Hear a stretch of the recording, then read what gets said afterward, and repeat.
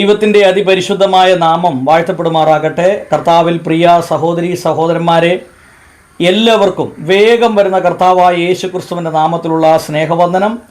ഞാനിപ്പോൾ കോട്ടയം ജില്ലയിൽ പാമ്പാടിയിലാണ്.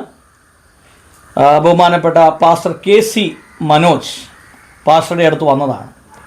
ഇന്ന് പാസ്റ്ററുടെ ജീവിതാനുഭവങ്ങൾ നമുക്ക് കേൾക്കാം. ഏതാണ്ട് 38 വർഷങ്ങളായി കർത്താവിൻ്റെ വയൽ പ്രദേശത്ത് അധ്വാനിക്കുന്ന ഒരു അനുഗ്രഹിക്കപ്പെട്ട ദൈവദാസനാണ്. നമുക്കിന്ന് പാസ്റ്ററുടെ ജീവിതാനുഭവങ്ങൾ കേൾക്കാം. പാസ്റ്ററെ, ഗോസ്പൽ TV UP എന്ന ഈ ചാനലിലേക്ക് ഹാർദവമായിട്ട് സ്വാഗതം ചെയ്യുന്നു.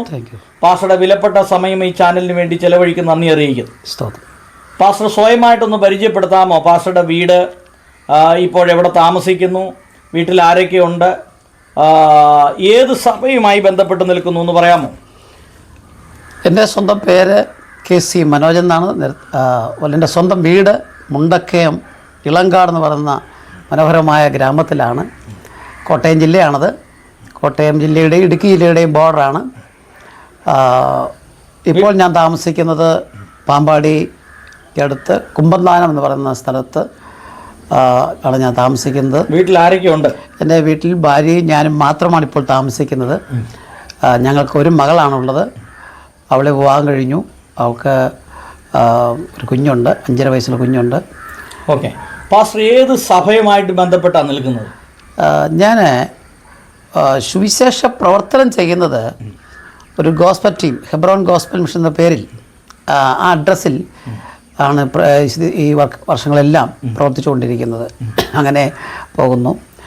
ഓക്കെ. പാസ്റ്റർ ജനിച്ചു വളർത്തപ്പെട്ടത് ക്രൈസ്തവ പശ്ചാത്തലത്തിലാണോ അതോ ഹിന്ദു പശ്ചാത്തലത്തിലാണോ? നിശ്ചയമായി ഞാൻ ക്രൈസ്തവ പശ്ചാത്തലത്തിലാണ്. ഏത് സഭയുമായി ബന്ധപ്പെട്ടാണ് മാതാപിതാക്കൾ?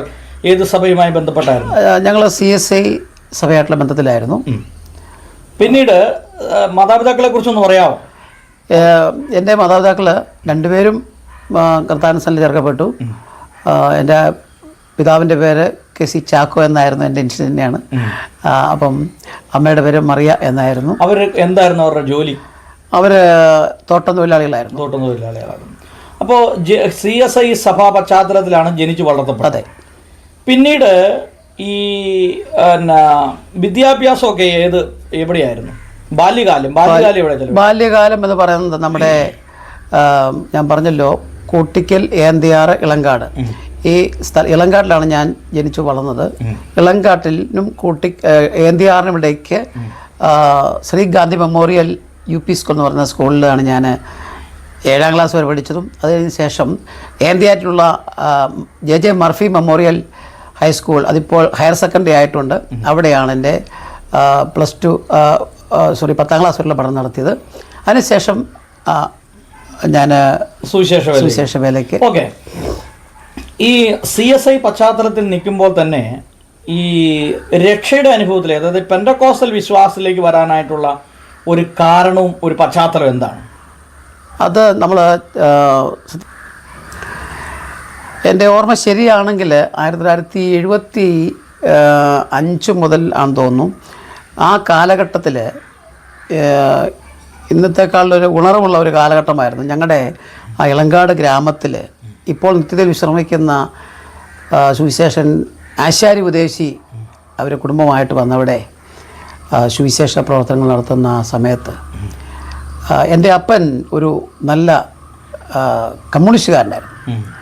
CPIയുടെ ഒരു തൊഴിലാളി ചെറിയ നേതാവൊക്കെ ആയിരുന്നു. അപ്പം അതുകൊണ്ട് തന്നെ ദൈവം ഇല്ലെന്നോ ഉണ്ടെന്നുള്ളതല്ല ഞാൻ സമർത്ഥിക്കുന്നത്. അപ്പം അങ്ങനെ, പക്ഷേ എൻ്റെ അമ്മ ക്രിസ്തീയ വിശ്വാസത്തിലുമൊക്കെ ആയിരുന്നു. എൻ്റെ പെങ്ങൾ അതുപോലെ ആത്മീയമായിരിക്കുന്ന കാര്യങ്ങളൊക്കെ ശക്തമായി മുന്നോട്ട് പോകുന്ന ആളായിരുന്നു. അവൾ ഈ സുവിശേഷം യോഗം കേൾക്കുവാൻ പോയി. അങ്ങനെ അവൾ കർത്താവിനെ കണ്ടുമുട്ടി, വചനം കേട്ട്. അതുപോലെ തന്നെ അവളും ആ കാലഘട്ടത്തിൽ എൻ്റെ ഓർമ്മ ശരിയാണ്, ഞാൻ ഓർക്കുന്നു, അവൾ രാഷ്ട്രീയത്തിലൊക്കെ അന്നൊക്കെ പ്രവർത്തിക്കാൻ പോയിട്ടുണ്ട്. അങ്ങനെ ആ കാലഘട്ടത്തിലുള്ള സുവിശേഷ പ്രവർത്തനമൊക്കെ എനിക്ക് എൻ്റെ വ്യക്തിപരമായ ജീവിതത്തിൽ ഒത്തിരി പ്രചോദനം നൽകിയിട്ടുണ്ട്. പിൽക്കാലത്ത് എൻ്റെ ചെറുപ്രായത്തിൽ തന്നെ ഞാനിപ്പോഴും ഓർക്കുന്നു, സ്കൂൾ തലത്തിൽ പഠിക്കുമ്പോൾ തന്നെ എനിക്ക് തോന്നുന്നത് എമോസ് ബൈബിൾ സ്റ്റഡീസ് എന്നുള്ള പറയുന്ന ആ ഒരു കറസ്പോണ്ടൻസ് കോഴ്സൊക്കെ പഠിക്കുകയും അപ്പം അന്ന് തൊട്ട് എനിക്കൊരു ആഗ്രഹമുണ്ട്, ഒരു ഉപദേശിയായി തീരണം, അതെ, ഒരു സുവിശേഷകനായി തീരണം എന്നുള്ള. ഇന്നും അങ്ങനെ തന്നെയാണ്. അപ്പം ആ നിലയിൽ ആ കറസ്പോണ്ടൻസ് കോഴ്സൊക്കെ പഠിച്ച് ഞാൻ ഓർക്കുന്നു, അതൊക്കെ എൻ്റെ ജീവിതത്തിൽ സുവിശേഷ വേലയ്ക്കുള്ളൊരു വഴിത്തിരിവായി തീർന്നിട്ടുണ്ട്. അങ്ങനെ അപ്പോൾ സിസ്റ്റർ അങ്ങനെ കർത്താവിന് വേണ്ടി സമർപ്പിച്ചു.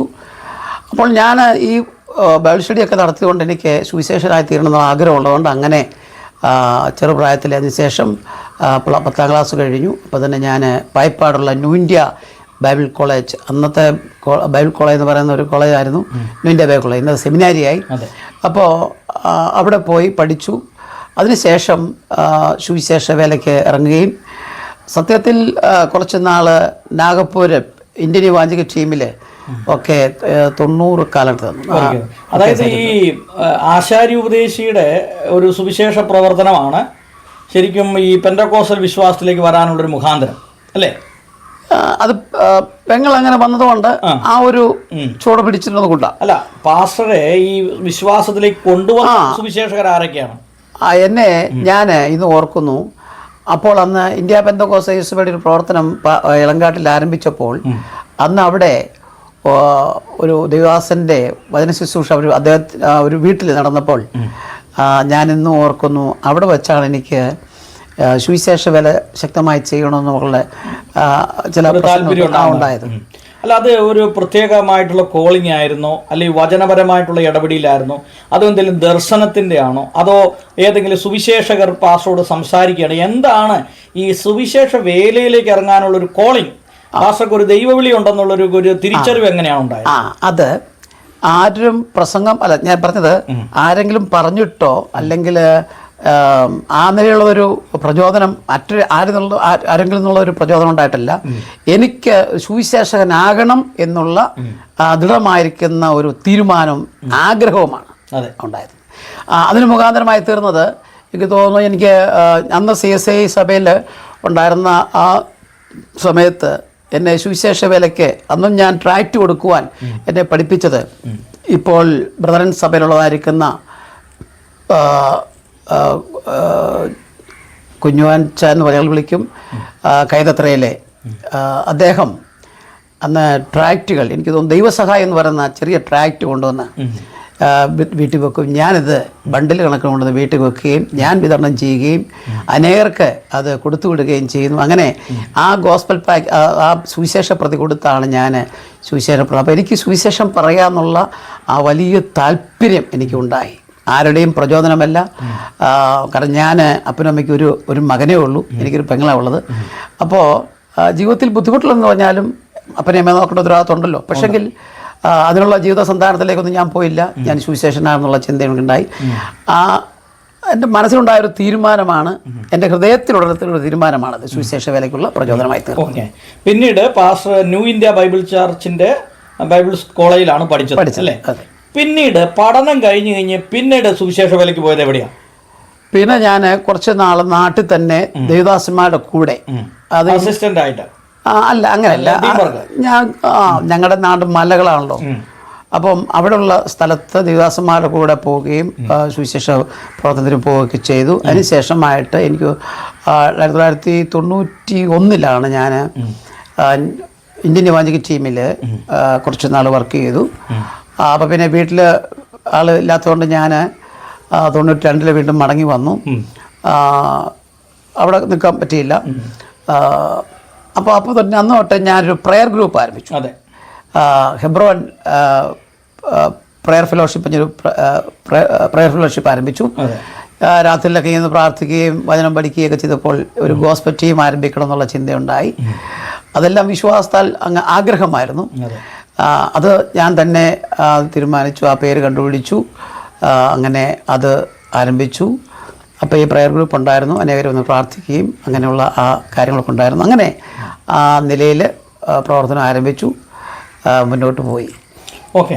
പിന്നീട് പാസ്റ്റർ നോർത്ത് ഇന്ത്യൻ പ്രദേശങ്ങളിൽ വർക്ക് ചെയ്തിട്ടുണ്ടോ? നോർത്ത് ഇന്ത്യൻ പ്രദേശങ്ങൾ ഞാൻ നാഗ്പൂരിൽ ഉണ്ടായിരുന്നു വർക്ക് ചെയ്തു. എത്ര വർഷത്തോടെ വർക്ക് ചെയ്തു? അത് കുറച്ച് നാളുകൾ മാത്രമല്ല. പിന്നീട് പിന്നെ ഈ പ്രവർത്തനങ്ങൾക്ക് ശേഷം പ്രധാനമായി ഏതൊക്കെ സ്ഥലങ്ങളിലാണ് സുവിശേഷ വേല ചെയ്തത്? ഞങ്ങൾ കേരളത്തിൻ്റെ കോട്ടയം, ആലപ്പുഴ, കൊല്ലം ഈ ജില്ലകളിലാണ് ഏറ്റവും കൂടുതൽ താമസിച്ച് പ്രവർത്തിച്ചിട്ടുള്ളത്. അതായത് പാസ്റ്റർ പ്രധാനമായിട്ട് ചെയ്യുന്ന എങ്ങനെയുള്ള വേലയാണ്? പരസ്യങ്ങളാണോ, പ്രസംഗങ്ങളാണോ, ബൈബിൾ സ്റ്റഡിയാണോ, ഭവന സന്ദർശനമാണോ, ചർച്ച് മിനിസ്ട്രിയാണോ? എന്താണ് പാസ്റ്റർ കൂടുതൽ ശോഭിക്കുന്നതായിട്ടുള്ള പ്രവർത്തനം? ചർച്ച് മിനിസ്ട്രി ഞാൻ കുറച്ച് നാൾ മാത്രമേ ചെയ്തിട്ടുള്ളൂ. അപ്പോൾ എനിക്ക് മനസ്സിലായി എൻ്റെ കോളിങ്, എൻ്റെ വിളി അതല്ല. എൻ്റെ വിളി ഒരു സുവിശേഷകനായിട്ട്, ഇവാഞ്ചലിസ്റ്റായിട്ട്, അതായത് ഒരു പയനിയർ വർക്ക് ചെയ്യുക എന്നുള്ള, തേടിപ്പിടിച്ച് ആത്മാക്കളെ കണ്ടെത്തുക. അപ്പം അതിന് ഭവന സന്ദർശനം, ട്രാക്റ്റ് കൊടുക്കുക. ഞങ്ങൾ സ്വന്തം ട്രാക്റ്റിൽ എഴുതി അടിച്ചാണ് കൊടുക്കുന്നത്. ഇപ്പോഴും അനേക ട്രാക്റ്റിൽ ഇരിപ്പുണ്ട്, അടിച്ചതൊക്കെ ഞങ്ങൾ കൊടുക്കാറുള്ളത്. അപ്പോൾ പാസ്റ്ററെ ഇങ്ങനെയുള്ള പ്രവർത്തനങ്ങളെ കുറിച്ചൊന്ന് വിവരിക്കാവോ? ഈ പരസ്യങ്ങൾ അതുപോലെയുള്ള ഈ പ്രവർത്തനങ്ങളെ കുറിച്ചൊന്ന് വിവരിക്കാവോ? പറയാമല്ലോ. ഞങ്ങൾ ഒരു സ്ഥലത്ത് ചെന്നാൽ ആ പ്രദേശത്ത് ട്രാക്റ്റുമായിട്ട് നടക്കും. വീടുകൾ തോറും ട്രാക്റ്റ് കൊടുക്കും. ആ ട്രാക്റ്റ് കൊടുത്ത് അങ്ങ് പോകും. അങ്ങനെ ഒരു തവണ പോയി പിന്നെ പുറകെ വന്ന് ആ ട്രാക്റ്റുകൾ കൊടുത്ത് വീടുകളിലും വീണ്ടും അടുത്ത ട്രാക്റ്റിൽ സംസാരിക്കുക, സന്ദർശിക്കുക, ആ നിലയിലെ കാര്യങ്ങൾ ചെയ്യുക. അതിനുശേഷം അവിടെ പരസ്യവും നടത്തും. ആ പരസ്യവും നടത്തി കഴിയുമ്പോൾ എവിടെങ്കിലും വീടിന് മുറ്റമോ അല്ലെങ്കിൽ അവരുടെ പറമ്പോ ഒക്കെ തെളിച്ച് ഞാനും വൈഫും മോളും കൂടെയാണ്, മോളെ കുഞ്ഞായിരുന്നു ആ സമയത്ത്, ഞങ്ങൾ തന്നെ അവിടെ ചെറിയ കൺവെൻഷൻ നടത്തും. അല്ല, ആ കൺവെൻഷൻ നടത്താനുള്ള സാമഗ്രികളൊക്കെ പാസ്റ്ററയിലുണ്ട്. അന്ന് കോട്ടയത്ത് ഞാൻ ചിങ്ങമത്ത് താമസിക്കുമ്പോൾ പ്രിയ കളർ ലാബിലെ തമ്പിച്ച എന്ന് പറയുന്ന അദ്ദേഹം, ഞാൻ കോട്ടയത്ത് ഒരു പരസ്യവും നടത്തിയപ്പോൾ, ചിങ്ങവനത്ത് പരസ്യവും നടത്തിയപ്പോൾ അദ്ദേഹത്തോട് ഇപ്പോൾ നിത്യം ശ്രമിക്കുന്നൊരു വേവിച്ചാനുണ്ട്. അദ്ദേഹം പറഞ്ഞു, ഒരു സുവിശേഷനും ഭാര്യയുണ്ട്, അവർക്കൊരു മൈക്ക് സെറ്റ് വാങ്ങിച്ചു കൊടുക്കണം എന്ന് പറഞ്ഞു. അങ്ങനെ അദ്ദേഹം തന്ന പൈസയും അതുപോലെ തന്നെ ഞാൻ ഒരു വർഷം ഞാനും വൈഫും കുഞ്ഞും കൂടെ ഒരു ഓർഫനേജ്, അത് എന്നെ നിർബന്ധിച്ചുകൊണ്ടത്, എൻ്റെ വേല അതല്ലെങ്കിൽ തന്നെയും അവരെ നിർബന്ധിച്ച്, അപ്പോൾ അവിടുന്ന് കിട്ടിയ പൈസകൾ ചേർത്ത് ഞങ്ങളൊരു സൗണ്ട് സിസ്റ്റം വാങ്ങിച്ചു. അതുകൊണ്ടാണ് ഞങ്ങൾ സുവിശേഷ യോഗങ്ങൾ ക്രമീകരിച്ചത്. അപ്പോൾ പാസ്റ്ററുടെ ആ പരസ്യയോഗത്തെക്കുറിച്ച് ഒന്ന് പറയാമോ? അപ്പോൾ പറഞ്ഞല്ലോ, ഓരോ സ്ഥലങ്ങളിൽ ചെല്ലും, ഇതുപോലുള്ള മീറ്റിംഗ് നടത്തും. അപ്പോൾ പ്രധാനമായിട്ട് പാടുകയും പ്രസംഗിക്കുകയും ഒക്കെ പാസ്റ്ററും കുടുംബമൊക്കെ തന്നെയാണോ? അതെ, ഞങ്ങൾക്ക് കൃത്യതയുണ്ട്. 6 മണിക്ക് യോഗം ആരംഭിക്കും. സുവിശേഷ യോഗം വൈകുന്നേരം 6 മണിക്ക് ആരംഭിക്കും. ആൾ വന്നാലും വന്നില്ലെങ്കിലും ആരംഭിക്കും. അതുപോലെ തന്നെ അനേകര് സുവിശേഷകർ തൽപരരായിരിക്കുന്ന ആളുകൾ അവർ വന്ന് ഞങ്ങൾ കൈയടിച്ച്, ഇന്നത്തെ കാലത്തെ പോലെ വലിയ സിസ്റ്റമൊന്നുമില്ല, കൈയടിച്ച് പാട്ട് പാടുക. അതിനുശേഷം ഞങ്ങൾ തന്നെയാണ് പ്രസംഗം നടത്തിക്കൊണ്ടിരുന്നത്. അത് പറയുമ്പോൾ എൻ്റെ ആദ്യ ഭാര്യ എൽസമ്മ കോട്ടയം എന്ന് പറയുന്ന ആളാണ്. അദ്ദേഹം മരിച്ചുപോയി. അവൾ സുവിശേഷ പ്രസംഗയായിരുന്നതുകൊണ്ട് ആരെയും വിളിക്കേണ്ടതോ പൈസ കൊടുക്കേണ്ടതായിട്ടില്ലായിരുന്നു. അതുകൊണ്ട് എക്സ്പെൻസ് ഇല്ലായിരുന്നു. എങ്ങനെയാണ് വൈഫിന് എന്താണ് സംഭവിച്ചത്? വൈഫ് ഒരു ഹാർട്ട് പേഷ്യൻ്റ് ആയിരുന്നു. അതായത് ഞങ്ങളുടെ മകൾ 6 മാസം ഉദരത്തിലുള്ളപ്പോൾ അവിടെ ഹൃദയത്തിൻ്റെ വാൽവ് ചുരുങ്ങി രക്തം ചോദിച്ചു കോട്ടയം മെഡിക്കൽ കോളേജിൽ നിന്ന്. ഞങ്ങൾക്കൊന്നും ചെയ്യാൻ കഴിയത്തില്ലെന്ന് പറഞ്ഞു വിട്ടാണ്. കർത്താവ് പ്രാർത്ഥന കേട്ട് 24 വർഷം അവൾ ജീവിച്ചു. അതിനുശേഷം അവൾ കർത്താവിന് ചേർക്കപ്പെട്ടു. അപ്പോൾ അങ്ങനെ സുവിശേഷ വേല ഞങ്ങൾ ചെയ്യുന്നതുകൊണ്ട് ഞങ്ങൾക്ക് മറ്റ് ചിലവുകളൊന്നുമില്ലായിരുന്നു. സത്യത്തിൽ ഞങ്ങൾ ആ കാലഘട്ടത്തിൽ അദ്ദേഹത്തിൻ്റെ, എൻ്റെ വൈഫിൻ്റെ സുവിശേഷ പ്രസംഗം ഒരു സ്ത്രീ പ്രസംഗിക്കുന്നതുകൊണ്ട് ആളുകൾ കൂടും എന്നുള്ള നമുക്ക് സുവിശേഷം അറിയിക്കുക എന്നുള്ളതാണ്. അപ്പോൾ അങ്ങനെ വരുമ്പോൾ അന്ന് കിട്ടുന്ന സ്തോത്ര കാഴ്ചയായിരുന്നു ഞങ്ങളുടെ ഒരു വരുമാനം. വാടക അന്ന് 200 രൂപയ്ക്കും 150 രൂപയ്ക്കൊക്കെ വാടകയ്ക്ക് താമസിക്കുന്നത്. അത് 3-4 മാസം ആകുമ്പോൾ വാടകയ്ക്ക് അദ്ദേഹം വരും, വാടക കൊടുക്കും കൺവെൻഷൻ ഗ്രൗണ്ടിൽ നിന്ന്. അപ്പോൾ ഈ സെറ്റുമായിട്ട് അനേക സ്ഥലങ്ങളിൽ നൂറുകണക്കിന് യോഗങ്ങൾ വെച്ചിട്ടുണ്ട്. അപ്പോൾ ഇത് പിന്നെ ഓരോ ജില്ലകൾ കേന്ദ്രീകരിച്ചാണോ അതോ കേരളം മുഴുവനായിട്ട്? ഞങ്ങൾക്ക് പരിമിതികളുണ്ടായിരുന്നല്ലോ സാർ. വാഹനം ഉണ്ടോ? അന്ന് വാഹനമൊന്നുമില്ല. പിന്നെ എങ്ങനെയാ ഇതെല്ലാം ഞാൻ ഒരു അനുഭവം പറയാം. ഞാൻ ഇപ്പോൾ താമസിക്കുന്ന ഈ സ്ഥലത്തിൻ്റെ അടുത്ത് ചേന്നമ്പള്ളി എന്ന് പറയുന്ന സ്ഥലത്ത്, ഓർവേൽ എന്ന് പറയുന്ന സ്ഥലത്ത് ഞാനൊരു വൈഫും മോളും കൂടെ, കുഞ്ഞാണ്. ഇടയ്ക്ക് പറഞ്ഞല്ലോ, വൈഫ് ഹാർട്ട് പേഷ്യൻ്റ് ആയിരുന്നു, ശ്വാസം മുട്ടും, ഒരു സാധനം എടുക്കാൻ പറ്റത്തില്ല. പക്ഷേങ്കിൽ ഞങ്ങൾ ആ യോഗം എല്ലാം നടത്താൻ വേണ്ടി വന്നപ്പോൾ അവർ കറണ്ട് തന്നില്ല. ഒരു 6 മണിയായപ്പോൾ ഇതേ ഒരു മഴ സമയത്ത് ഈ സൗണ്ട് സിസ്റ്റം എല്ലാം കൂടെ ഞാൻ ഒരു ഓട്ടോയെ കയറ്റി അടുത്ത ജംഗ്ഷനിൽ കൊണ്ടുവന്നു. അവിടുന്ന് ബസ്സിൽ ഈ 2 ബോക്സും സൗണ്ട് സിസ്റ്റം എല്ലാം കൂടെ വലിച്ച് കയറ്റിക്കൊണ്ട് വൈഫിനെയും കയറ്റി കൊച്ചിനെയും കയറ്റിക്കൊണ്ട് പോയതൊക്കെ ഞാൻ ഓർക്കുകയാണ്. ബസ്സിനാണ് മുഴുവൻ യാത്ര ചെയ്തുകൊണ്ട്, അന്ന് ചെറുപ്പമാണല്ലോ. അപ്പം അതുകൊണ്ട് അങ്ങനെയുള്ള ഒരു നല്ല ആ സുവിശേഷത്തെക്കുറിച്ചുള്ള പാസ്റ്ററുടെ ആ യങ് സ്റ്റേജിൽ തന്നെ ഇത്തരത്തിലുള്ള ഈ മുറ്റത്ത് കൺവെൻഷൻ പോലുള്ള പ്രോഗ്രാം ആരംഭിച്ചു. അതെ അതെ അതെ അത് തന്നെ അങ്ങനെ ചെയ്യാനുള്ള മനസ്സ് ഇന്നുമുണ്ട്. 38 വർഷമായി 38 വർഷമായിട്ട് തുടരുക. അപ്പം ആയിരക്കണക്കിന് സ്റ്റേജുകളിൽ പ്രസംഗിച്ചിട്ടുണ്ടാവില്ല. ഉണ്ട്.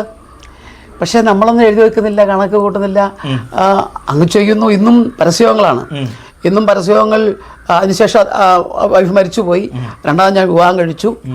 അപ്പം ഞാൻ പറഞ്ഞത് ഇപ്പോഴും അങ്ങനെ തന്നെയാണ് തുറന്നു വന്നുകൊണ്ടിരിക്കുന്നത്. ഇപ്പോഴും അങ്ങനെ തന്നെ ചെയ്തു വരുന്നു. അപ്പോൾ 38 വർഷമായി കണ്ടിന്യൂസ് ആയിട്ട് ഈ സുവിശേഷ പ്രസംഗമാണ്. അത് മാത്രമേ ഉള്ളൂ. റോഡുകളിലും കവലകളിലും വഴിവെക്കുകളിലും ഒക്കെ അത് മാത്രമേ ഉള്ളൂ. ആര് വിളിച്ചാലും വിളിച്ചില്ലെങ്കിലും ഒക്കെ പോവുകയാണ്. നമ്മളെ ആരും വിളിക്കാറില്ല, നമ്മൾ ആരും കൂടെ പോകാറുമില്ല. കാരണം പണമില്ലാത്തതുകൊണ്ട് ആരും നമ്മൾ ഉൾക്കൊള്ളാറില്ല. എന്തിനേറെ ഞാൻ താമസിക്കുമ്പോൾ ആരും വരാറില്ല. സുവിശേഷകരും വരത്തില്ല, പാസ്റ്റർമാരും വരത്തില്ല, ആരും തന്നെ ഇവിടെ താമസിച്ചിട്ടും ആരും വരാറില്ല. അതിൻ്റെ ഒരു പ്രത്യേകതയാണ്. അല്ല, അത് വേറൊരു കാര്യമുണ്ട്. ഇത് ദൈവം നമ്മളെ ഏൽപ്പിച്ചിരിക്കുകയാണ് ഓരോ ദൗത്യം. എൻ്റെ ദൗത്യമാണ്, നിർബന്ധം എൻ്റെ മേൽ കിടക്കുന്ന പോലെ പോകുന്നത് എൻ്റെ ഉത്തരവാദിത്വമാണ്. അല്ല, ഇങ്ങനെയുള്ള ഈ പരസ്യങ്ങൾ നടത്തുമ്പോൾ പാസ്റ്റർ നേരിട്ടിട്ടുള്ള വെല്ലുവിളികൾ എന്തൊക്കെയാണ്? എങ്ങനെ മനസ്സിലായില്ല? അതായത് പരസ്യങ്ങൾ നടത്തുമ്പോൾ പല സ്ഥലത്തുനിന്നും പ്രശ്നങ്ങളുണ്ടാകും. എൻ്റെ ജീവിതത്തിൽ ട്രാക്ട് കൊടുക്കുന്നതിന്റെ പ്രശ്നങ്ങളുണ്ടാകും, സാമ്പത്തിക ബുദ്ധിമുട്ടുണ്ടാകും. അപ്പൊ ഞാൻ ചോദിക്കുന്നത് വെല്ലുവിളികൾ എന്ന് പറഞ്ഞ പ്രതിസന്ധികൾ എന്തൊക്കെയാണ്? എൻ്റെ ജീവിതത്തിൽ ഒരു പ്രാവശ്യം കോട്ടയം ചിങ്ങവനം ജംഗ്ഷനിൽ യോഗം നടത്തുമ്പോൾ ഒരു സഹോദരൻ വന്ന് പറഞ്ഞു ഇതൊക്കെ നടത്തണമെന്ന്. ഞാൻ പറഞ്ഞു സഹോദര തീരുമാനം നടത്തിയേക്കാന്ന് പറഞ്ഞു. അല്ലാതെ ഇന്ന് വരെ ആരും ഞങ്ങളുടെ നേരെ വന്നിട്ടില്ല. പിന്നെ മറ്റൊരാളുടെ കൂടെ ഞങ്ങൾ പോകാറില്ല. പോയപ്പോൾ അമ്പലപ്പുഴ എന്ന് പറയുന്ന സ്ഥലത്ത് മാത്രം ആ ഗ്രൂപ്പിലുണ്ടായിരുന്ന എന്നോടല്ല വന്നത്, അവർ ഓപ്പോസിഷൻ വന്നു. പിന്നെ ആരും എനിക്ക് തോന്നുന്നു ഇവിടുന്ന് കൂരോപ്പടയ്ക്ക് അടുത്തൊരു സ്ഥലത്ത് ട്രാക്ട് കൊടുത്തപ്പോൾ ഒരു സഹോദരൻ പറഞ്ഞു വേണ്ട എന്ന് പറഞ്ഞു. നിങ്ങൾ എന്തിനാ കൊണ്ടുവന്ന്? അങ്ങനെ ചെറിയ പ്രശ്നങ്ങൾ, അല്ലാതെ ഒന്നും ഞങ്ങളുടെ ജീവിതത്തിൽ നിന്ന് വരെ. അതിനകത്തൊരു കാര്യം ഞാൻ മനസ്സിലാക്കുന്നത്, നമ്മൾ യേശുക്രിസ്തുവിനെ മാത്രമേ പ്രസന്റ് ചെയ്യുന്നുള്ളൂ. അതാണ് അതിനകത്ത് ഏറ്റവും വലിയ വിജയം. നമ്മൾ യേശുക്രിസ്തുവിനെ മാത്രം പ്രസന്റ് ചെയ്യുന്നു. മറ്റൊരാളെ ഞാൻ ബൈസ്കൂളിൽ പഠിച്ചിരിക്കുന്നത്, കോളേജ് പഠിച്ചത്, നമ്മുടെ മറ്റുള്ളവരുടെ വികാരത്തെ അല്ലെങ്കിൽ ആ ചിന്തയെ വ്രണപ്പെടുത്തിയാൽ, എല്ലായിടത്തും അല്ല, അല്ലേലും ഉണ്ടാകാം, പക്ഷെ എൻ്റെ അനുഭവത്തിൽ ഞാൻ പറയുന്നത് അങ്ങനെ വ്രണപ്പെടുത്തുമ്പോൾ അവർക്കുണ്ടാകുന്ന ആ പ്രയാസമാണ് നമ്മൾക്കെതിരെ വരാറുള്ളത്. പക്ഷേ ഇന്നത്തെ സ്ഥിതിയല്ല ഞാൻ പറഞ്ഞത്, ഞങ്ങൾക്കൊന്നും ഉണ്ടായിട്ടില്ല. ഓക്കെ. അപ്പോൾ ഒരു പരസ്യയോഗം നടത്തുമ്പോൾ നമ്മൾ സാധാരണ ശ്രദ്ധിക്കേണ്ടതായിട്ടുള്ള കാര്യങ്ങൾ എന്തൊക്കെയാണ്? പരസ്യയോഗം നടത്തുമ്പം പബ്ലിക്കിലേക്കുള്ള വിഷയമാണ് ഞാൻ ഉദ്ദേശിക്കുന്നത്. അതാ ഞാൻ ആദ്യം പറഞ്ഞത്, നമ്മുടെ പ്രസംഗം യേശുവിനെ കേന്ദ്രീകരിച്ചും പാപമോചനവും നിത്യരക്ഷയുമായിരിക്കണം ലക്ഷ്യം. ഈ ജനം നാശത്തിലേക്ക് പോകുന്നു, അവരെ വീണ്ടെടുക്കുക എന്നുള്ള ഉത്തരവാദിത്വം, അവരോട് ഇത് അറിയിക്കുക എന്നുള്ള കർത്താവിൻ്റെ കൽപ്പന പറയുക എന്നുള്ളതല്ലാതെ നീ വിശ്വസിക്കുന്ന തെറ്റാണ്, നിന്റെ ആചാരം തെറ്റാണെന്ന് പറയേണ്ട കാര്യം നമുക്കില്ല, ഒരു കാര്യവുമില്ല. ഞങ്ങളെ ബൈസ്കൂളിൽ പഠിപ്പിച്ചത്, ബൈക്കോളെ പഠിപ്പിച്ചത് അങ്ങനെയാണ് പഠിച്ചത്. ഒരു മതങ്ങളെയും കുറിച്ച് അവരുടെ ശ്ലോകം എടുക്കണ്ട, അവരുടെ അതൊന്നും എടുക്കണ്ട, ഇതെല്ലാം നമ്മൾ പഠിച്ചിട്ടുണ്ട്, പക്ഷേ എടുക്കത്തില്ല. ഞാൻ പറയാറുണ്ട്, ക്രിസ്ത്യാനി ആയിരിക്കുന്ന അല്ലെങ്കിൽ വേർപെട്ട എൻ്റെ വിശ്വാസത്തെ മറ്റൊരാൾ ചോദ്യം ചെയ്താൽ എനിക്ക് ഇമോഷൻ ഉണ്ടാകുമല്ലോ, അതുപോലെ തന്നെ അവരനുണ്ടാകും എന്നുള്ള ചിന്തയോട് കൂടി വേണം നമ്മൾ ഇടപെടാൻ. അതുകൊണ്ട് അതാണ് എനിക്ക് സമൂഹത്തിൽ എല്ലാവരും പറയാനുള്ളത്. ആരെയും കുറ്റം പറഞ്ഞ കാര്യമില്ല. എന്ന് പറഞ്ഞാൽ അവരുമായിട്ട് കോംപ്രമൈസ് ആകാനല്ല. എൻ്റെ പോക്കറ്റിൽ 10 പേന ഇരിപ്പുണ്ട്, ഈ പേന എൻ്റെയാണ്, ബാക്കി 9 പേന പല കമ്പനിയുടെയാണ്, ഇത് എൻ്റെ കമ്പനിയുടെ പേനയാണെന്ന് പറയുന്നില്ലേ നല്ലത്? പക്ഷേ 9 പേന അഴുക്കാണെന്ന് പറയുമ്പോൾ എൻ്റെ പേനയെക്കുറിച്ച് പറയാനുള്ള സമയം നഷ്ടപ്പെടും എന്നുള്ള ചിന്തയോട് കൂടി സുവിശേഷം പറയുമ്പോൾ എൻ്റെ കർത്താവിനെ ഉയർത്താൻ കഴിയും എന്നുള്ളതാണ് ഞാൻ മനസ്സിലാക്കിയത്. പാസ്റ്ററുടെ ജീവിതത്തിൽ ഈ 38 വർഷം സുവിശേഷ വേലയിൽ ദൈവം അത്ഭുതകരമായി വഴി നടത്തി, ദൈവത്തിന്റെ അത്ഭുതകരം എനിക്ക് കാണാനായിട്ട് സാധിച്ചു എന്ന് പറയത്തക്ക നിരവധി സന്ദർഭങ്ങളുണ്ട്. എന്നാൽ അതിൽ എടുത്തു പറയത്തക്ക, നമ്മൾ മറക്കാനാവാത്ത ചില കാര്യങ്ങൾ ഒരു ആത്മീയ നന്മയ്ക്ക് വേണ്ടിയിട്ട്, മറ്റുള്ളവരുടെ ഒരു ആത്മീയ പ്രചോദനത്തിന് വേണ്ടിയിട്ട് ഒന്ന് പറയാമോ അങ്ങനെയുള്ള ചില കാര്യങ്ങൾ? ഞാനൊരു സുവിശേഷകനായോണ്ട്, ഒരു സുവിശേഷകരായിരിക്കുന്ന ആളുകൾ ോട് ഞാൻ സംസാരിക്കുകയാണെങ്കിൽ, ഞാൻ ഒരു പ്രാവശ്യം ഈ നാട്ടിൽ തന്നെ വാഴൂർ 14 മൈൽ എന്ന സ്ഥലത്ത് ഞാനൊരു വൈകുന്നേരം സുവിശേഷ പ്രവർത്തനം ചെയ്യുന്നു. ഞാനന്ന് താമസിക്കുന്നത് ഇവിടുന്ന് മാക്കപ്പടി എന്ന് പറയുന്ന കുരോപ്പടയ്ക്കടുത്ത്, ആ സ്ഥലത്താണ്. ഞാൻ പനിയായിട്ട് കിടക്കുകയാണ്. പനിയായിട്ട് കിടക്കുന്നതിൻ്റെ കാരണം അന്ന് ആഹാരത്തിന് വകയില്ല, വളരെ ബുദ്ധിമുട്ടി, ഒരു പൈസ പോലും കയ്യിലില്ല. അന്ന് ഇപ്പോൾ നിത്യത്തിൽ ശ്രമിക്കുന്ന കെ തോമസ് തുടങ്ങിയ ഒരു നമ്മുടെ അയ്യാപ്പാസ് പറഞ്ഞ ആ ദേവദാസിൻ്റെ ഒരു സൗണ്ട് സിസ്റ്റം ഞാൻ വാങ്ങിച്ചുകൊണ്ട് വന്ന്, പഴയ സെറ്റാണ്, അതിനകത്ത് 4 ബാറ്ററി ഇടണം, അതിടാൻ പോലും പൈസയില്ല. ആ സിസ്റ്റം വാങ്ങിച്ച് അതിനകത്ത് ബാറ്ററി ഇടാൻ പൈസ ഇല്ലാത്തതുകൊണ്ടും വീട്ടിലൊന്നുമില്ല. അങ്ങനെയുള്ള പ്രയാസത്തിരിക്കുമ്പം ഞാനിങ്ങനെ പനിയായിട്ട് കിടക്കുകയാണ്. അപ്പോൾ എന്നെ സ്നേഹിക്കുന്ന ഒരു ദേവദാസൻ തലേ ദിവസം വന്ന് പോയിട്ട് ബാംഗ്ലൂരിൽ നിന്ന് വന്നാൽ എല്ലാ പ്രാവശ്യം വരും എനിക്ക് 100 രൂപ തരും. അന്ന് എന്നെ കണ്ടില്ല, അതുകൊണ്ട് ആ 100 രൂപ അവരുടെ മകളുടെ കയ്യിൽ അടുത്ത കസിൻ്റെ അടുത്ത് കൊടുത്തിട്ട് പോയി, അവനിക്ക് കൊണ്ട് തന്നു. അത് കിട്ടിയപ്പോൾ എൻ്റെ പനിയെല്ലാം പോയി. ഞാൻ പറഞ്ഞു നമുക്ക് പരസ്യത്തിന് പോകാം, ബാറ്ററി മേടിക്കാനുള്ള പൈസയായി. അന്ന് ഈ ലാർജ് സെല്ലിന് വലിയ വിലയൊന്നുമില്ല. ഞങ്ങൾ 8 സെല്ല് വാങ്ങിച്ചു. 14 മൈലിൽ വന്നു, അവിടെ പ്രസംഗിക്കാൻ വേണ്ടി വന്നു. അപ്പോൾ അവിടെയുള്ള ഒരു സഹോദരൻ പറഞ്ഞു, ഈ സെറ്റ് ചെറുതാണ്, അദ്ദേഹത്തിൻ്റെ സെറ്റോട് കൊണ്ടുവന്നു, അദ്ദേഹം വണ്ടിയുടെ മുകളിൽ വെച്ച് പ്രസംഗിച്ചു. അപ്പോൾ എൻ്റെ വൈഫാണ് പ്രസംഗിക്കുന്നത്. പ്രസംഗിച്ചുകൊണ്ടിരിക്കുന്ന സമയത്ത് തന്നെ അപ്പം ഞങ്ങളിന്ന് എന്തെങ്കിലും കഴിക്കണമല്ലോ, എൻ്റെ കുഞ്ഞിനെല്ലാം കൊടുക്കണമല്ലോ. എന്നെ സ്നേഹിക്കുന്ന പല സ്ഥലത്ത് ദിഗാസന്മാരടക്കം ചെന്നു. അവിടെ ചെന്നപ്പോൾ എല്ലാം അവിടെ ഒന്നുമില്ല. കാരണം ഈ 50-100 എൻ്റെ ആ ബാറ്ററി മേടിച്ചിട്ട് 50 രൂപ ഉണ്ടെന്ന് തോന്നുന്നു. ഞാനത് എടുത്തു കഴിഞ്ഞാൽ ശരിയാകത്തില്ലല്ലോ. അപ്പം ഞങ്ങൾ അവിടെ എല്ലാം ചെന്നില്ല. അപ്പോൾ ഒരു ദേവാസിൻ്റെ അടുത്ത് ചെന്നപ്പോൾ അവിടുത്തെ ആൻറ്റി പറഞ്ഞു, മോൾക്ക് 2 കുഴക്കട്ട കൊടുക്കാം എന്ന് പറഞ്ഞ് അവൾ കഴിച്ചു. ഞങ്ങൾ വിശന്ന് തന്നെ ഞങ്ങൾ കർത്താവിന് സ്തോത്രം അങ്ങനെ അവിടെ നിന്ന് വന്ന് കവലയിൽ പ്രസംഗിക്കുകയാണ്. ഇത് പറയുമ്പോൾ എനിക്ക് സന്തോഷം കൊണ്ട് കൊണ്ടിടുന്നു. അങ്ങനെ ഞങ്ങൾ അവിടെ നിന്ന് വന്ന് കവലയിൽ പ്രസംഗിക്കുമ്പോൾ അതിലെ വഴിയെ പോയ 1-2 പേരും, അതുപോലെ തന്നെ അന്ന് വരെ ഇപ്പോൾ ഈ താമസിക്കുന്ന സ്ഥലത്തുള്ള ഒരു അച്ചായൻ റബ്ബർ ഷീറ്റൊക്കെ വിട്ടിട്ട് വന്നിട്ട് പറഞ്ഞു, മോളെ നിന്നെ കണ്ടിട്ട് ഒരു 5 പൈസ തന്നില്ലെന്ന് പറഞ്ഞാൽ അവിടെ ചില പൈസ കൊടുത്തു. വേറെ ദേവദാസൻ വന്ന ബുള്ളറ്റേ വന്നു, അദ്ദേഹം എന്നെ കണ്ട് പൈസ തന്നു. എത്രയോ പൈസ ഞങ്ങളന്ന് പോരുമ്പോൾ 450 രൂപയോളം കയ്യിലുണ്ട്. പിറ്റേ ദിവസം ശനിയാഴ്ചയാണ്, ഞായറാഴ്ച ഞങ്ങളുടെ സഭയിൽ വന്നത് പറഞ്ഞ് കാനത്തൊരു സഭയിൽ ഞങ്ങളെ വിളിച്ചു. അങ്ങനെ ഒത്തിരി അനുഭവങ്ങളുണ്ട്. ആഹാരമില്ലാതെയുള്ള അനുഭവങ്ങൾ ഞാൻ പറയുന്നത് കർത്താവിൻ്റെ മുഖത്തേക്ക് ഇറങ്ങി നോക്കിയതുകൊണ്ട് ഈ ബുദ്ധിമുട്ടുകളൊക്കെ വരുന്നു. അതൊന്നും കഷ്ടതയാണെന്ന് ഞാൻ ആരോടും പ്രസംഗിക്കാറില്ല, കഷ്ടതയൊന്നുമല്ല. പക്ഷേ കഷ്ടതയുടെ ഓരോ പര്യായങ്ങളായിട്ടാണ് ഞാൻ കാണുന്നത്. അടിയും പിടിയും മാത്രമല്ല കഷ്ടത, ഈ പട്ടിണിയും ബുദ്ധിമുട്ടും അതുമെല്ലാം കഷ്ടതയുടെ പര്യായങ്ങളായിട്ട് ഞാൻ ഈ കഴിഞ്ഞ ദിവസം യുവജനത്തോട് പറഞ്ഞത് ഞാൻ പോയ സഭയിൽ. അപ്പം അങ്ങനെ ഒത്തിരി അനുഭവങ്ങൾ, ഒത്തിരി അനുഭവങ്ങളുണ്ട് സാറേ, പറയാനാണ് ഒത്തിരി അനുഭവങ്ങളുണ്ട്. ചില അനുഭവങ്ങൾ നമുക്ക് അതുപോലെ തന്നെ ഞാൻ കോട്ടയം നമ്മുടെ പാമ്പാടി 8 മൈലിൽ ഞാൻ ഈ പറഞ്ഞ പോലെ കർത്താദാസിൻ്റെ മൈക്ക് സെറ്റുമായിട്ട് പോവുകയാണ്. അപ്പോൾ ഈ മൈക്ക് സെറ്റ് കിട്ടിയ മാക്സിമം ഞങ്ങൾക്കത് ഉപയോഗിക്കുക എന്നുള്ളതാണ് ലക്ഷ്യം. സമയത്ത് കൊണ്ട് കൊടുക്കണം, അതുകൊണ്ട് മാക്സിമം ഉപയോഗിക്കുകയാണ്. ഞങ്ങളത് ഇങ്ങനെ പ്രസംഗിച്ചുകൊണ്ട് നിൽക്കുമ്പം അന്ന് ഞങ്ങളുടെ പൈസ വണ്ടിക്കൂലി, ഞങ്ങൾക്ക് വീണ്ടും കോട്ടയത്തിന് പോകണം തോന്നുന്നു, വണ്ടിക്കൂലി ഇല്ല. അപ്പോൾ ഞാനിങ്ങനെ വൈഫ് പ്രസംഗിച്ചുകൊണ്ട് നിൽക്കുന്നു, ഞാനിങ്ങനെ മൈക്ക് കൈ പിടിച്ചിരിക്കുകയാണ്. അവൾ പ്രസംഗിച്ച് ഒരു മനുഷ്യൻ വണ്ടി കയറാൻ വേണ്ടി നിൽക്കുകയാണ്.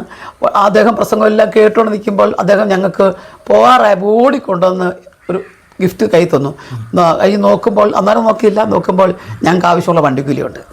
പിന്നെ മറ്റൊരു അനുഭവം പറഞ്ഞു കഴിഞ്ഞാൽ, ഞങ്ങൾ കാഞ്ഞിരപ്പള്ളിയിൽ കാഞ്ഞിരപ്പള്ളിയിൽ കുറുക്കുന്ന സ്ഥലത്ത് അവിടെ താമസിക്കുമ്പോൾ ഒരു ഇടുങ്ങിയ മുറി, അതായത് സിംഗിൾ കട്ടിലെടുത്ത് താമസിക്കാം.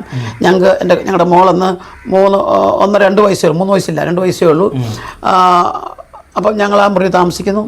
അപ്പം അവിടുന്ന് ഞങ്ങൾ എരുമേലിക്കുള്ള ആ സ്ഥലത്തേക്ക് പോയിട്ട് 1-ാം മൈലിലാണ് ഞാൻ ഓർക്കുന്നത്, കുറുവാമ്പുഴയിൽ നിന്ന് നടക്കുക. അപ്പോൾ 1-ാം മൈലിൽ ഞങ്ങൾക്കൊരു മീറ്റിംഗ് ഉണ്ട്. ഞങ്ങൾ മീറ്റിംഗ് വീടുകളിലൊക്കെ ബൈബിൾ സ്റ്റഡിയും അത് വേണ്ട പോലെയൊക്കെ ക്രമീകരിച്ച് ഞങ്ങൾ ചെയ്യാറുണ്ട്. അപ്പോൾ രക്ഷിക്കപ്പെട്ടവരുടെ വീട്ടിലല്ല, രക്ഷിക്കപ്പെടാത്തവരുടെ വീട്ടിലൊക്കെ അങ്ങനെ ചെയ്യുന്ന സമയത്ത് ഞങ്ങൾക്ക് കുറുവാമ്പുഴയിൽ എൻ്റെ കസിൻ സിസ്റ്ററിൻ്റെ വീട്ടിൽ പോയതാണ്. അപ്പോൾ അവിടെ ഇറങ്ങിയപ്പോൾ ചോദിച്ചു, വണ്ടിക്കൂലി കൊണ്ടെന്ന് പറഞ്ഞു. ഇല്ലെന്ന് ഞാൻ ഇന്ന് വരാണ്ടും പറഞ്ഞിട്ടില്ല. അത് ഏറ്റവും മാന്യമായി, കാരണം നമ്മുടെ കർത്താവിൻ്റെ നാമം ദൂഷിക്കപ്പെടാൻ പാടില്ല. ഇന്നും അങ്ങനെയാണ് എൻ്റെ ഒരു ഇത്. കാരണം കർത്താവിന് വേണ്ടി ഇറങ്ങി തിരിച്ചവർ അങ്ങനെ ആയിരിക്കണം. അവിടുന്ന് ഞങ്ങൾ എത്രയോ കിലോമീറ്റർ ഉണ്ടെന്ന് നടന്ന് വരുമ്പോൾ ഞങ്ങൾ കാഞ്ഞിരപ്പള്ളിക്ക് പോയ വണ്ടി തിരിച്ചു വന്നു. അങ്ങനെയൊക്കെ പോയി ഞങ്ങൾ നടന്ന് അവിടെ വന്നു.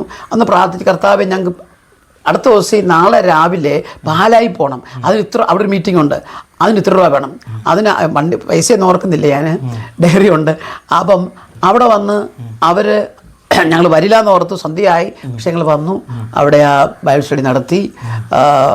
അതിനുശേഷം ഈ പറഞ്ഞ പൈസ അവർ ഞങ്ങൾക്ക് തരാൻ വേണ്ടി, ഗിഫ്റ്റ് തരാൻ പറ്റുന്ന പൈസ, കുറച്ച് പൈസ എടുത്തു. പക്ഷേ ആ പറഞ്ഞ പൈസ മാത്രം ഞങ്ങൾക്ക് ലഭിച്ചു. ഞങ്ങൾക്ക് അടുത്ത ദിവസം പാലായിൽ പോയി അത് ചെയ്യാൻ അന്ന് അവിടെ കിടന്നു. അങ്ങനെ ഒത്തിരി അനുഭവങ്ങളുണ്ട്, എല്ലാം ഞാൻ ഓർക്കുന്നില്ല.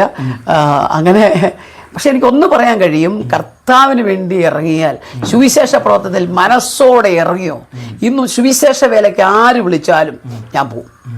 അത് ഉപദേശപരമായി എനിക്ക് അംഗീകരിക്കാൻ പറ്റുന്ന ആര് വിളിച്ചാലും ഞാൻ സുവിശേഷ പ്രവർത്തനത്തിന് പോകും. അതെൻ്റെ ലക്ഷ്യമാണ്, അതെൻ്റെ ജീവനാണ്. അതാണ്. ഓക്കെ. അപ്പോൾ പാസ്റ്റർ, ഈ സുവിശേഷ പ്രവർത്തന രംഗങ്ങളിൽ പാസ്റ്റർ മാതൃകയാക്കിയിട്ടുള്ള ചില ആളുകളുടെ പേര് പറയാമോ? അതായത് ചില സുവിശേഷകരെ കാണുമ്പോൾ അവരുടെ ജീവിതവും അവരുടെ ആ പഠിപ്പിക്കലുകളും ഒക്കെ നമുക്കൊരു മാതൃകയാക്കാൻ കൊള്ളാവുന്നവരാണ്. അങ്ങനെ ഇപ്പം നമ്മുടെ അധ്യാപകരായിട്ടുള്ളവരുണ്ട്, നമ്മളെ നടത്തിയിട്ടുള്ള ആളുകളുണ്ട്, നമുക്ക് ഉപദേശങ്ങൾ പറഞ്ഞു തന്നിട്ടുള്ള ആളുകൾ. അങ്ങനെ ചില ആളുകൾ ആരൊക്കെയാണ് പാസ്റ്ററുടെ ഒരു ഓർമ്മയിലേക്ക് വരുന്നത്? ഞാൻ ഇന്ത്യ പെന്തക്കോസ്ത് ദൈവസഭയിലെ പാസ്റ്റർ ഹാരിസ് റിച്ചാർഡ് എന്ന് പറയുന്ന ആള്, അദ്ദേഹം നിത്യതയിൽ വിശ്രമിക്കുന്നു ഇപ്പോൾ. അദ്ദേഹവും അതുപോലെ തന്നെ എന്നെ സ്നാനപ്പെടുത്തിയ വിജയ് സ്കറിയ എന്ന് പറയുന്ന ആൾ, അദ്ദേഹം ഹൈറേഞ്ചുകാരനാണ്, എനിക്ക് തോന്നുന്നു കാഞ്ചിയാറുകാരൻ. അദ്ദേഹം നിത്യത വിശ്രമിക്കുന്നു, അതിൽ കുറച്ച് നാളതേ ഉള്ളൂ. ഇവർ രണ്ടുപേരും, പ്രത്യേകിച്ച് ഹാരിസ് റിച്ചാർഡ് പാസ്റ്റർ, അതുകൊണ്ട് അദ്ദേഹത്തിൻ്റെ പഠിപ്പിക്കലാണെന്ന് ഞാൻ ഓർക്കുന്നത് ബൈബിൾ സ്കൂളിൽ പഠിച്ചതിനേക്കാൾ ഉപരി അദ്ദേഹത്തിൻ്റെ പഠിപ്പിക്കലോ, അതുപോലെ തന്നെ വിജയ് സ്കറിയ പാസ്റ്റർ പഠിപ്പിക്കൽ, അന്ന് വെളിപ്പാട് പുസ്തകത്തിൻ്റെ ചാർട്ടൊക്കെ ഇട്ട് പഠിപ്പിക്കുക, അതുപോലെ തന്നെ ആരാധനയ്ക്ക് വന്നുള്ള നമ്മുടെ ഇന്നത്തെ നിലയിലുള്ളതായിരിക്കുന്ന സംവിധാനങ്ങളൊന്നും അല്ലായിരുന്നു. ഞങ്ങളൊക്കെ ആരാധിക്കുന്ന ആ സ്ഥലത്ത് ഞങ്ങളെ ശക്തമായി ഉപദേശിക്കുകയും രാവിലെ വന്നു കഴിഞ്ഞാൽ ആരാധനയ്ക്ക് ഇരിക്കുവാനും, അപ്പോൾ അങ്ങനെ അവരുടെ ഉള്ളതായിരിക്കുന്ന ആ എന്താ പറയുന്നത്, നമുക്കൊരു ലക്ഷ്യബോധം തന്നു. എങ്ങനെയായിരിക്കണം ദൈവത്തിൻ്റെ പൈതൽ, എങ്ങനെയായിരിക്കണം സുവിശേഷകൻ, എന്തെല്ലാം സഹിക്കണം, അങ്ങനെയുള്ള ആളുണ്ട്. പിന്നെ എനിക്കറിയാം, എൻ്റെ അടുത്ത് ഇവിടെ ഈ പാമ്പാടി തന്നെ ഓർവയിൽ എന്ന് പറയുന്ന സ്ഥലത്ത് പാസ്റ്റർ സി വൈ യോസഫ് എന്ന് പറയും, സി വൈ യോസഫ്. അദ്ദേഹം ഇപ്പം പത്തനംതിട്ട ജില്ലയിലെ ഡിസ്ട്രിക്റ്റിലെ IPCയിലെ പാസ്റ്ററായിരുന്നു. ഇപ്പോൾ ഇവിടെ വന്നൊരു വീട് പണിയുന്നുണ്ട്. എനിക്ക് വൈകിട്ട് അങ്ങോട്ട് പോകേണ്ടതായിരുന്നു, ഇത് വന്നോട് ഞാൻ പോകാഞ്ഞത്. അപ്പം അദ്ദേഹം എന്നെ ഒരു അനിയനെ പോലെ ചേർത്ത് പിടിക്കുക. അവർക്ക് മക്കളില്ലായിരുന്നു, ചേർത്ത് പിടിക്കുകയും എന്നെ ഒത്തിരി, എനിക്ക് ഓർമ്മയുണ്ട്, വടശ്ശേരിക്കരെ കൊണ്ട് എന്നെ ഇങ്ങനെ ഈ ഏറ്റുപറയുന്ന പഠിപ്പിക്കൽ എന്ന് പറഞ്ഞാൽ അങ്ങനെ മൈക്ക് സിസ്റ്റം ഒന്നുമില്ലല്ലോ, അങ്ങനെയൊക്കെ എന്നെ അടിയൊക്കെ തന്ന് അവരുടെയൊക്കെ ഒത്തിരി കാര്യങ്ങൾ. അതുപോലെ ഞാൻ മനസ്സിലാക്കിയത്, ഞാൻ ചെറുപ്പത്തിലെ സീസില എന്ന് പറഞ്ഞല്ലോ, പക്ഷേ കത്തോലിക്ക സഭയിലെ സഹോദരങ്ങളുമായിട്ടായിരുന്നു എനിക്ക് ബന്ധങ്ങൾ. കാരണം സ്കൂള് ANDR സ്കൂളിൽ അവിടെ ഒരു കത്തോലിക്ക പള്ളിയുണ്ട്. അപ്പോൾ അവിടുത്തെ പിള്ളേരുമായിട്ടുള്ളതുകൊണ്ട് ഞാൻ അച്ഛന്മാരെ കണ്ട് ഒത്തിരി കാര്യങ്ങൾ പഠിച്ചു. അവരുടെ സഹനം അതെനിക്കൊരു വലിയ വഴി, അത് ഞാൻ എന്നും പറയാറുണ്ട്. അച്ഛന്മാരുടെ സഹനം, അവരുടെ തെറ്റുകുറ്റം എനിക്ക് അറിയേണ്ട കാര്യമില്ല, അതിന് പോകുന്നവരെ പൊക്കോട്ടെ. പക്ഷേങ്കിൽ അവരുടെ സഹനം സഹിക്കുവാനുള്ള അതെന്നോ എല്ലാം എന്നെ കൊണ്ട് നടക്കുന്നില്ല എങ്കിൽ തന്നെയും എപ്പോഴും എനിക്ക് പ്രചോദനം നൽകിയിരിക്കുന്ന ഒരു സംഭവം. സാർ യോജന വിരുദ്ധമായിട്ടാണ് ഞാൻ പറഞ്ഞത്, പക്ഷേ എൻ്റെ അനുഭവം എന്നെ ഇതിൽ പിടിച്ചു നിർത്തുവാൻ ഇടയാക്കി തീർത്തത്. അപ്പം അങ്ങനെയാണല്ലോ, നന്മ എന്തുണ്ടെങ്കിലും അതെടുക്കണം, അത് നമുക്ക് പ്രയോജനപ്പെടും. അങ്ങനെ ഒത്തിരി എല്ലാം ഒന്നും ഓർക്കുന്നില്ല. ഇപ്പം ഞാൻ പറഞ്ഞല്ലോ, മറവി ഒരു വലിയ പ്രയാസമായിട്ട് വന്നിരിക്കുകയാണ്. ഇത്ര ഓർക്കാൻ സാധിച്ചു എന്നുള്ളതാണ് സത്യം. ഒത്തിരി കാര്യങ്ങളുണ്ട് സുവിശേഷത്തിൽ. പക്ഷേ എനിക്ക് പറയാൻ കഴിയുന്നത്, നമ്മളെ വിളിച്ചൊരു ദൈവമുണ്ട്. അവിടുത്തെ മുഖത്തേക്ക് നോക്കി സുവിശേഷ വേലയ്ക്ക് നിന്നാൽ, ഞാൻ അതോടെ പറഞ്ഞു നിർത്താം. ഞാനിപ്പം പുതുതായിട്ട് വരുന്ന സഹോദരന്മാരോട് പറയാറുണ്ട്, ഞങ്ങളുടെ ഈ സുവിശേഷ പ്രവർത്തനത്തിൽ കൺവെൻഷനുകൾ അനേക സഹോദരന്മാരെ ആ നിലയിൽ ഞങ്ങൾക്ക് വളർത്തിയെടുക്കും, അല്ലെങ്കിൽ അവസരങ്ങൾ കൊടുക്കാൻ സാധിച്ചിട്ടുണ്ട്. ഞാൻ പറയാറുണ്ട്, 10 ട്രാക്റ്റ് എടുത്ത് നീ 10 വീടുകളിൽ കൊടുക്കുക, എന്നിട്ട് തിരിച്ച് വീട്ടിൽ വരിക, ദൈവം നിൻ്റെ കാര്യം നോക്കും. എൻ്റെ അനുഭവമാണ്. കാരണം ദൈവം നമ്മോട് പറയുന്നത് അങ്ങനെ ചെയ്യാനാണ് പറഞ്ഞത്. പണത്തിന് വേണ്ടി ഇന്ന് വരെ ഞാൻ അത്യാഗ്രഹം കാണിച്ചു പോയിട്ടില്ല. അതുകൊണ്ട് എനിക്ക് തോന്നുന്നു ദൈവം നമ്മെ നടത്തുന്നു, അതാണ് സത്യം. പാസ്റ്റർക്ക് സ്വന്തമായിട്ട് വീട് സൗകര്യങ്ങളൊക്കെ ഉണ്ടോ? ഇല്ല, വാടക. ഇത് ഞാനിപ്പോൾ താമസിക്കുന്ന വീട് വാടക. എനിക്ക് തോന്നുന്നൊരു 10-25 വീടെങ്കിലും ഞാൻ ശരിയായിട്ട് കണക്കില്ല. ഏതാണ്ട് വാടക ഇത്ര വർഷമായില്ലേ, 25 വീടോളം വാടകയ്ക്ക് ആയി കാണും. അത് കൂടുന്നുണ്ടെങ്കിലേ ഉള്ളൂ. കാരണം ചില സ്ഥലങ്ങളിലൊക്കെ കുറച്ച് 10 മാസം താമസിച്ച വീടുണ്ട്. അങ്ങനെയൊക്കെയുള്ള 3, 4, 5 വർഷം താമസിച്ച വീടുകളൊക്കെ ഉണ്ട്. അല്ല, പാസ്റ്റർക്ക് സ്വന്തമായിട്ട് സ്ഥലവും സൗകര്യങ്ങളൊന്നും ഇല്ലേ? അതായത് എനിക്ക് മുണ്ടക്കത്ത് ഇളങ്കാട്ടിലാണ് സ്ഥലമുള്ളത്. അവിടെ വാസയോഗ്യമല്ലാത്തത് കൊണ്ട് അതവിടെ കിടക്കുന്നു. അതെനിക്കൊരു 30 സെൻറ്റ് സ്ഥലമുണ്ട്, കള്ളം പറയാൻ പാടില്ല. ആ വസ്തു വിൽക്കാൻ നോക്കിയിട്ട് 10,000 രൂപ പോലും ഇല്ല. ഞാൻ പറഞ്ഞു 10,000 കിട്ടി നമുക്കൊന്നുമില്ല. അതല്ല ആരും വാങ്ങി. ഇപ്പം ഞാൻ കഴിഞ്ഞ ദിവസം വിളിച്ച് ചോദിച്ചപ്പോൾ പറഞ്ഞത് ആർക്കും അവിടെ ഒന്നും വേണ്ട, അല്ല മലയാ. 2021 ഉരുൾപൊട്ടലിന് ശേഷം അവിടേക്ക് പെൺപിള്ളേരെ കെട്ടിച്ചയക്കാൻ പോലും ആൾക്കാർ ഇഷ്ടപ്പെടുന്നില്ല. അപ്പം ഞാനങ്ങോട്ട് പോകാറുമില്ല, നമുക്ക് നേരവും ഇല്ല. കാരണം അത് പോയിട്ട് ഒന്നും ചെയ്യാനില്ല. അവിടെ ഒന്നാമത് കുരങ്ങിൻ്റെ ശല്യം, പന്നിയുടെ ശല്യം, ഒരു കപ്പ പോലും ഇടാൻ പറ്റത്തില്ല. അപ്പം അങ്ങനെ ആ ഒരു വസ്തുവാണുള്ളത്. നമുക്കത് വിൽക്കാനോ അവിടെ വീട് വെച്ച് താമസിക്കാനോ കഴിയത്തില്ലാത്ത ഒരു സാഹചര്യം മലയാ. പിന്നെ അതായത് സ്വന്തമായിട്ട് വീടോ സൗകര്യങ്ങളൊന്നും ഇല്ല. അപ്പം ഇത്രയും നാളത്തെ സുവിശേഷ പ്രവർത്തനത്തിൽ ഒന്നും സമ്പാദിക്കാനും കഴിഞ്ഞിട്ടില്ല? ഇല്ല, സമ്പാദിക്കാൻ വേണ്ടിയിട്ട് ഞാൻ ശ്രമിച്ചിട്ടില്ല. കാരണം എങ്ങനെ സമ്പാദിക്കുന്നത്? പണ്ട് ഞാൻ ചിന്തിക്കുകയാണ്, എൻ്റെ വൈഫ് മരിക്കുന്ന ദിവസം എന്നോട് പറഞ്ഞു, അന്ന് ഞങ്ങൾ ഈ പാമ്പാടിലെല്ലാം വന്ന് സുവിശേഷ പ്രവർത്തനം നടത്തിച്ച് പോയി, പരസ്യം നടത്തിച്ച് പോയി. ഒരു ബൈക്കുണ്ട്, എൻ്റെ എൻ്റെ അമ്മയുടെ ചേട്ടത്തിയുടെ മകൻ തന്നൊരു ബൈക്കുമായിട്ട് ഞങ്ങൾ രാത്രി അവിടെ ചെന്ന് പിറ്റേ ദിവസം എന്നോട് പറഞ്ഞു, ഇനിയിപ്പം നമുക്കുള്ള സമ്പാദിക്കുകയൊക്കെ ചെയ്യണം എന്നൊക്കെ പറഞ്ഞു. എന്നും പറഞ്ഞ് 100 രൂപ എടുത്ത് മാറ്റി വെക്കണമെന്ന് പറഞ്ഞു. പക്ഷേ ചില മണിക്കൂർ കഴിഞ്ഞപ്പോൾ അദ്ദേഹം കുഴഞ്ഞു വീണു. പിറ്റേ ദിവസം വൈകിട്ട് മരിക്കുകയായിരുന്നു. അപ്പം അങ്ങനെ സമ്പാദിക്കാൻ ഞങ്ങളുടെ കയറ്റിയിട്ടില്ല ദൈവദാസനെ. കാരണം ഇന്ന് അന്നത്തേക്കുള്ളത് അത് പറയുമ്പോൾ ഞാനിപ്പോൾ ഈ താമസിക്കുന്ന സ്ഥലം കങ്ങയുടെ കുമ്പന്താനം എന്ന് പറഞ്ഞ സ്ഥലത്താണ്. ഇതിന് ഇപ്പോൾ താമസിക്കുന്ന സ്ഥലത്തിന് ഓപ്പോസിറ്റ് മലയിലാണ്. അന്ന് ഞങ്ങൾ 350 രൂപയാണെന്ന് തോന്നുന്നു വാടകയ്ക്ക് താമസിക്കുന്നത്. അത് കൊടുക്കുവാൻ 250 ഞാൻ കൃത്യമായിട്ട് ഓർക്കുന്നില്ല. ആ വാടക കൊടുക്കുവാൻ കഴിയാത്തത് കൊണ്ട് വളരെ ബുദ്ധിമുട്ടിയ അനുഭവങ്ങളുണ്ട്. അവരുടെ ബുദ്ധിമുട്ടൊക്കെ സഹിച്ചിട്ടുണ്ട്. ഇപ്പം ഞങ്ങളിവിടെ താമസിക്കുന്നത് 2,500 രൂപ വാടകയ്ക്കാണ്. ഇപ്പോൾ 8 മാസമായി വാടക കൊടുത്തിട്ട്. അപ്പം ഞാൻ പറഞ്ഞത് അങ്ങനെ ബുദ്ധിമുട്ടുകളൊക്കെ ഒത്തിരി സഹിച്ചിട്ടുണ്ട്. വാടക വീട്ടിൽ കൂടെ താമസിക്കുന്നുണ്ട്.